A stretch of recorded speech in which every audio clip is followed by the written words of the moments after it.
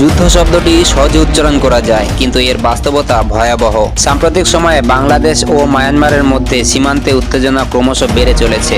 Rohingya issue, সীমান্তে গোলাগুলি এবং আকাশসীমা লঙ্ঘনের অভিযোগ, সব মিলিয়ে দুই দেশের মধ্যে পরিস্থিতি দিন দিন জটিল হয়ে উঠেছে। এমন পরিস্থিতিতে সামরিক শক্তি ও কৌশলের গুরুত্ব বহু গুণ বেড়ে যায়। কে এগিয়ে এই শক্তির দিক থেকে? যদি কখনো বাস্তবে সংঘাত বাঁধে, তাহলে পরিস্থিতি কোথায় গিয়ে দাঁড়াবে? চলুন আজ আমরা বিশ্লেষণ করি বাংলাদেশ ও মায়ানমারের সামরিক শক্তি, কৌশল এবং ভবিষ্যৎ সম্ভাবনা। মায়ানমার এবং বাংলাদেশ উভয় একটি ইতিহাসবহুল সামরিক পটভূমি নিয়ে দাঁড়িয়ে আছে। মায়ানমার দীর্ঘদিন ধরে সামরিক শাসনে পরিচালিত হয়েছে, যেখানে বাংলাদেশ তার স্বাধীনতা যুদ্ধে গড়ে তুলেছে শক্তিশালী সামরিক বাহিনী। তবে সাম্প্রতিক সময়ে উভয় দেশের সামরিক উন্নয়নে ব্যাপক পরিবর্তন এসেছে। মায়ানমারের সেনাবাহিনী, যা তাদমাদাও নামে পরিচিত, প্রায় 4 লক্ষ সক্রিয় সদস্য নিয়ে গঠিত। অন্যদিকে বাংলাদেশের সেনাবাহিনী প্রায় 2 লক্ষ সদস্য নিয়ে কাজ করছে। তবে সদস্য সংখ্যা নয়, প্রশিক্ষণ এবং আধুনিকীকরণই আসল শক্তি। বাংলাদেশের সেনাবাহিনী জাতিসংঘ শান্তিরক্ষা মিশনে নেতৃত্ব দিয়ে আন্তর্জাতিকভাবে প্রশংসিত। মায়ানমার তুলনামূলকভাবে আঞ্চলিক সংঘাতে মনোযোগী। এয়ারফোর্সের ক্ষেত্রে মায়ানমার বেশ এগিয়ে। তাদের কাছে রয়েছে MiG-29 এবং J-17 যুদ্ধ বিমান। মায়ানমারের সেনাবাহিনীর কাছে মোট 80টি হেলিকপ্টার রয়েছে, যার মধ্যে 9টি অ্যাটাক হেলিকপ্টার অন্তর্ভুক্ত।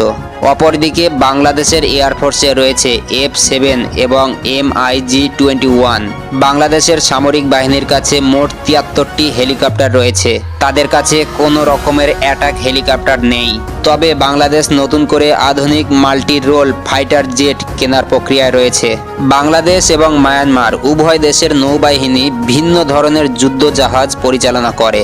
বাংলাদেশ এবং মায়ানমারের নৌবাহিনীতে 2টি করে ফ্রিগেট রয়েছে। করভেট রয়েছে বাংলাদেশের 2টি, মায়ানমারের 3টি। মায়ানমারের টহল জাহাজের সংখ্যা 133টি, যেখানে বাংলাদেশের এই সংখ্যা 40টিরও বেশি। সাবমেরিন রয়েছে বাংলাদেশে 2টি, মায়ানমারে 1টি।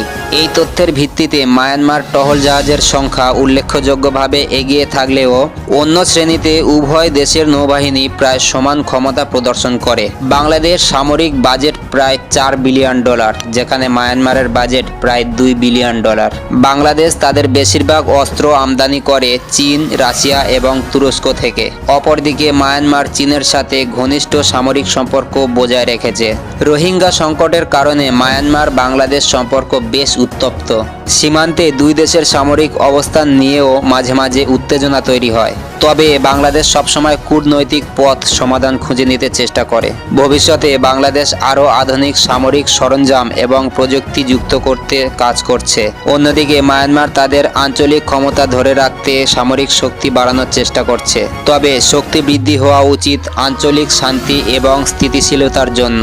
যুদ্ধের পরিস্থিতিতে বাংলাদেশের প্রতিরক্ষা ব্যবস্থা, প্রাকৃতিক সুবিধা এবং সীমান্তে থাকা নদী ও জলাভূমি তার পক্ষে কাজ করতে পারে। তবে মায়ানমারের স্থলভাগ, পাহাড়ি এলাকা এবং চীনের সম্ভবত সমর্থন তার অবস্থান শক্তিশালী করতে পারে।